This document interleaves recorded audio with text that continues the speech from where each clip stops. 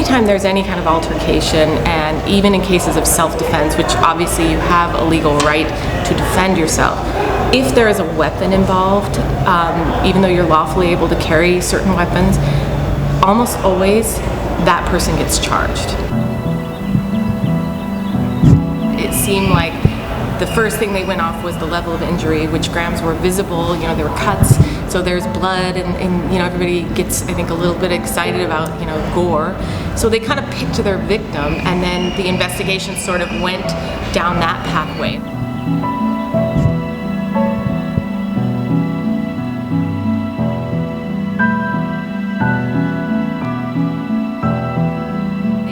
Really do a very good job investigating a possible claim of self-defense.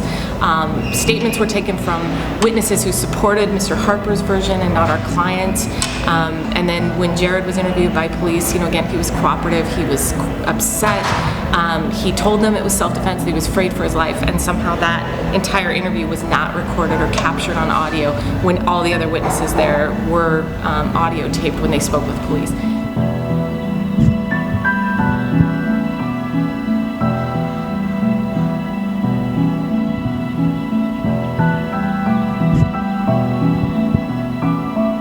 My name is Zach Wagnall. I am a criminal defense attorney. I've been practicing criminal defense for about 5 years. Prior to that, I was a prosecuting attorney and senior prosecuting attorney at the King County Prosecutor's Office here in Seattle, Washington. And I, along with my co-counsel, Michelle Scudder, defended Jared Ha in the criminal case that had been brought by King County against him.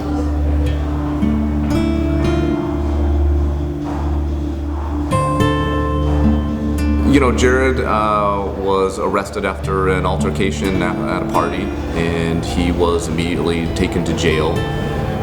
When I first met Jared, I was called by his uncle and asked to go see him, and he was brought out, and just knowing the charge that I had seen, and from my prior experience, I was not expecting to see such a nice young man like Jared sitting there, bewildered and scared. And unbeknownst to me at the time, suffering from the effects of a concussion from the beating he had taken. And over the course of time, we were able to get Jared out of jail while the case was pending, and got to know him very, very well, he and his family, and learned that Jared was legitimately trying to defend himself in this matter, and actually had undergone a very traumatic attack on the night that he was attacked by Graham Harper.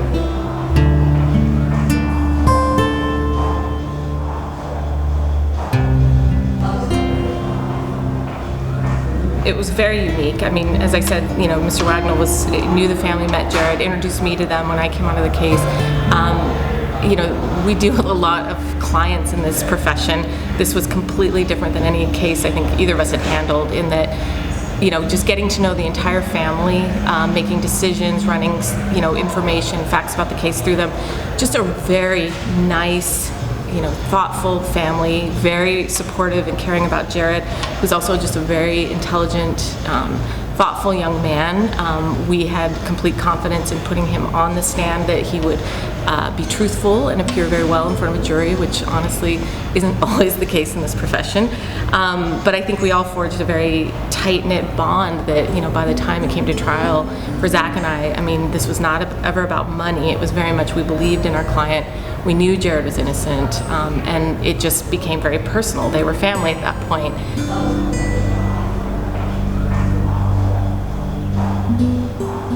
I never see any lawyers with both of them, and they were so sincere with my son's case, and they work hard. They're the hardest lawyer in the world. I would say, even on the trial, 2.5 weeks, a little bit under 2.5 weeks. They never take lunch. They always work through lunch and go to the library, study more, and they work hard. They're the best lawyer, I think, best lawyer in Washington here, and they never talk about money. They never ask more money, and they always want to work on the case, and that's all. I mean, the money, we never, the whole year, until we asked him. He never come up to us and say, hey, you owe me this, and it was amazing.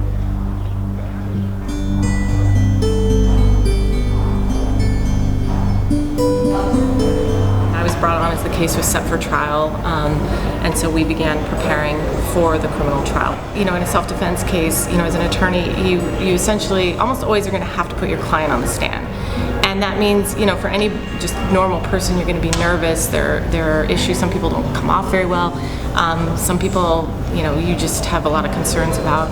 One thing we did not have concerns about was we knew Jared's account of what had happened was truthful, that he came across very honest, very sympathetic. We had independent witnesses who corroborated that, which isn't always the case. You know, we just felt very strong that we were in the right, which again, as a criminal defense attorney, you don't always feel going into the courtroom, but we believed in him, which just separated this case from, again, most cases you ever try as a criminal attorney.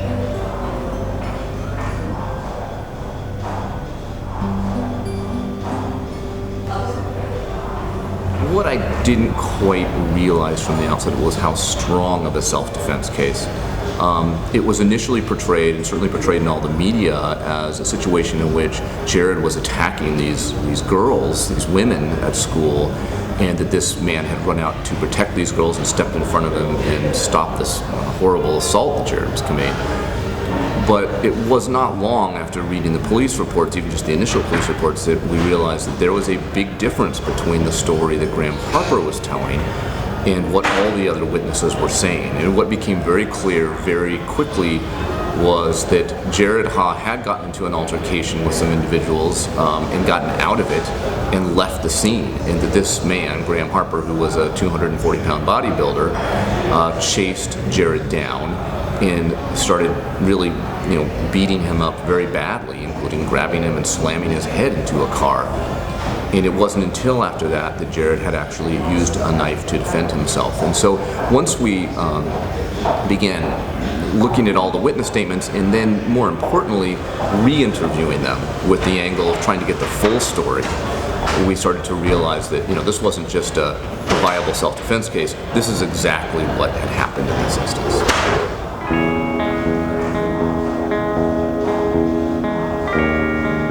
So snippets of his interview were uncovered that actually showed him saying, I was afraid for my life, I was just defending myself. But none of that came out in the preliminary investigation. We just sort of stumbled upon it going through hours of audio tape.